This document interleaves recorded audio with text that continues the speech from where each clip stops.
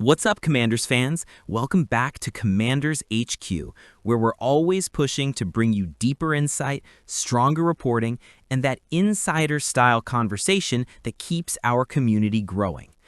Just like this team is fighting every single week to get better, adjusting, developing, and staying resilient, we're doing the same here on the channel.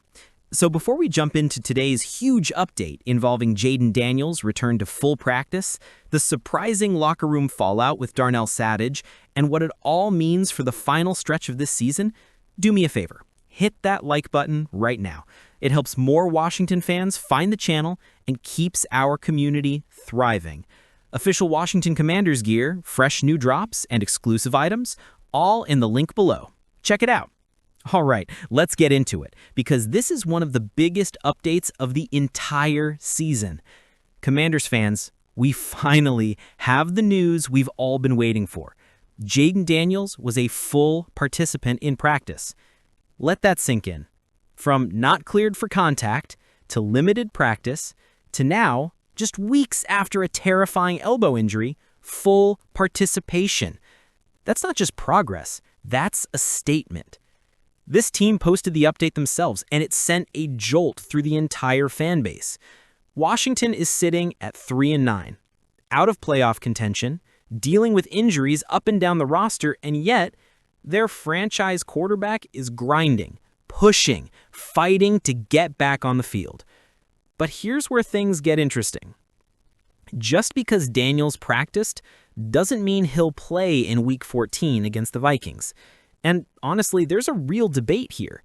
The fan base is split, analysts are split, even coaches seem cautious. Remember, Dan Quinn got absolutely roasted by the national media for leaving Daniels in during that blowout against the Seahawks. The optics were bad, and the consequences were worse. So now, the staff is walking a tightrope.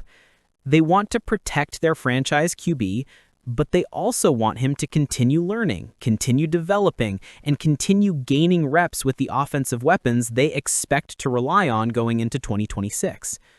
Offensive coordinator Cliff Kingsbury was pretty clear. He wants Daniels to grow, to build chemistry, and to finish the season with momentum. And let's be honest, Daniels didn't even get a true shot this year. Just 6 games. 1,184 yards, 62.5% completion rate, 8 touchdowns, only 2 picks. That's a small sample size, but a promising one. And when you look at the upcoming schedule, Vikings, Giants, then, well, 2 against the Eagles and 1 against the Cowboys. If Washington wants any morale-boosting wins, they'll need Daniels. But should he play? That's the million-dollar question. Just when we thought the quarterback storyline was the biggest drama of the week, we got blindsided by something nobody saw coming. Darnell Savage asked for his release, and the Commanders granted it. This situation escalated fast. Washington finally got safety Will Harris back from injury, the same injury that forced Savage into a bigger role earlier in the season. Savage wasn't perfect, but he was serviceable. He filled in admirably, and he looked like a player who still had room to grow. Then, against Denver, Dan Quinn made Savage a healthy scratch. That's not subtle. That's a message. Savage didn't take it lightly, and can you blame him? The guy stepped in without a full off-season, without full familiarity with the defense, and still managed to hold things together in a secondary that was shredded by injuries for weeks. But with Harris returning, Quinn made a decision. A bold one. A controversial one. He put his chips on Quan Martin. That's right. The same Quan Martin who struggled earlier in the season, the same player whose snaps were drastically reduced just a week prior, the same player many fans feared might be falling out of the long-term plan. But not in Quinn's eyes. Quinn is betting on youth. He's betting on upside. He's betting on the guys this front office drafted. Savage, at 28, experienced, a better coverage option, but not the long-term piece they want to develop. So Savage said enough is enough. He asked out, and now he's gone. It's a brutal part of the business, but it also tells us a lot about the mindset inside this building right now. The reality is simple. The secondary needs help. Big help. Harris returning is huge, no question, but the Commanders still need more talent in that room. Quan Martin now enters the most important stretch of his career. The team wants him to prove he belongs. They want him to show growth, consistency, and mental toughness. Because let's be honest, if Martin can't take a step forward, Washington is absolutely attacking the safety position this offseason. And the draft options are strong, very strong, with players like Caleb Downs potentially available. But here's the key point. Even if Washington drafts a top safety, having Quan Martin as a flexible chess piece, someone who can play deep, rotate down, or align closer to the box, would be incredibly valuable. These final 5 games, they're not meaningless. Far from it. For young players like Martin, they are auditions, evaluations, opportunities. And the coaching staff is watching every snap. Now let's zoom back out to the biggest storyline of all. Jayden Daniels. You can feel the energy shift the moment he steps back onto the field. His leadership, his poise, his explosiveness. Even though the season hasn't gone the way fans expected, there is no doubt, absolutely none, that Daniels is the foundation of this rebuild. So will he play on Sunday? Here's my honest read as someone covering this team closely. If Daniels looks sharp in Friday and Saturday walkthroughs, if there's no swelling, if the elbow responds well, there's a real chance we see him against Minnesota. Quinn won't say it outright, but the optimism is there.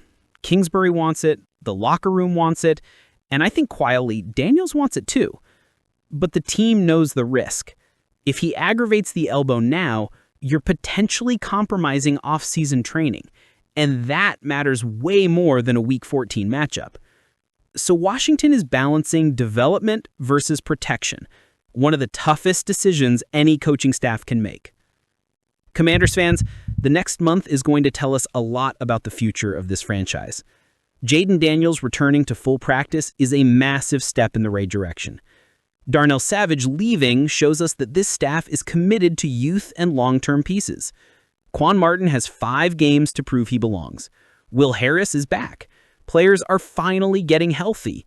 We may not have playoffs ahead of us, but we have storylines that matter, development that matters, and foundational decisions that matter for 2026 and beyond. This is the part of the season where true fans stay tuned in, where we watch the young guys grow, where we evaluate the future, where we figure out who's part of the solution and who isn't. Washington has officially activated Drape Jackson, and he's expected to make his season debut this Sunday against the Minnesota Vikings. Let that sink in. After missing the back half of 2023, all of 2024, and the first part of 2025, the former second-round pick is finally back on the field. And considering the state of Washington's pass rush this season, his return couldn't have come at a better time. Now, some fans may remember Jackson from his early days with the San Francisco 49ers. Drafted in 2022, he flashed promise immediately. As a rookie, he played in 15 games, logged a respectable snap share, and looked like a player the 49ers could develop into a long-term contributor. But then came the brutal setback. A torn patellar tendon in Week 8 of 2023. And that injury completely derailed everything. It cost him the remainder of that season. It wiped out all of 2024. And ultimately, it cost him his job in San Francisco, who moved on to other edge rushers. But Jackson stayed the course. He kept rehabbing, he kept grinding, and once he was finally nearing a return this fall, he met with the Jets, the Ravens, and the Commanders. Washington gave him a shot, and today, Commanders fans, that shot officially becomes real. Let's be brutally honest here. The Washington pass rush has been underwhelming, and that's putting it kindly. Even though the sack numbers look decent, the deeper analytics tell a different story. Washington currently has the 5th fewest pressures in the entire NFL. They've struggled to consistently collapse pockets, force quarterbacks off their spots, or create disruption early in plays. This is a problem, especially for a defense that is already dealing with inconsistencies in the secondary. And to make matters worse, They lost Dorrance Armstrong to a season-ending injury back in October. Armstrong wasn't just a starting caliber edge rusher, he was supposed to be one of the foundational pieces of this Dan Quinn defense. Losing him created a massive hole, and the depth behind him hasn't exactly lived up to the challenge. So now enters Drake Jackson, a 24-year-old with raw talent, explosiveness, and something to prove. This isn't just a roster move. This is an opportunity for Jackson, for the coaching staff, and for a defense that desperately needs a spark. To make room for Jackson on the 53-man roster, Washington had to make a tough call, releasing safety Darnell Savage. Savage appeared in just 3 games for the Commanders, serving as a rotational piece in the secondary. But after the return of Will Harris and a renewed focus on developing younger defensive backs like Quan Martin, Savage's role became less and less clear. This wasn't a performance issue. It was simply a numbers game, and Washington needed the spot. It shows you something important. The Commanders are thinking ahead. They're looking for long-term answers, and they want to end the season with momentum, not misery. Even at 3-9, this team isn't mailing it in. They're building. They're adjusting.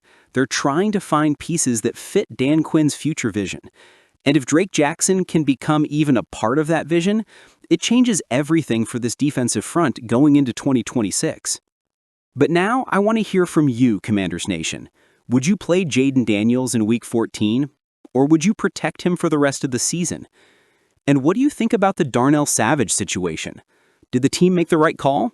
Drop your thoughts in the comments. I read every single one. And before you head out, don't forget to like this video, subscribe to the channel, and turn on notifications so you don't miss any breaking Commanders updates here on Commanders HQ. Commanders fans, if you want the official Washington Commanders store, the link is in the description and in the comment. Tons of new gear available. Thanks for watching, and I'll see you in the next one.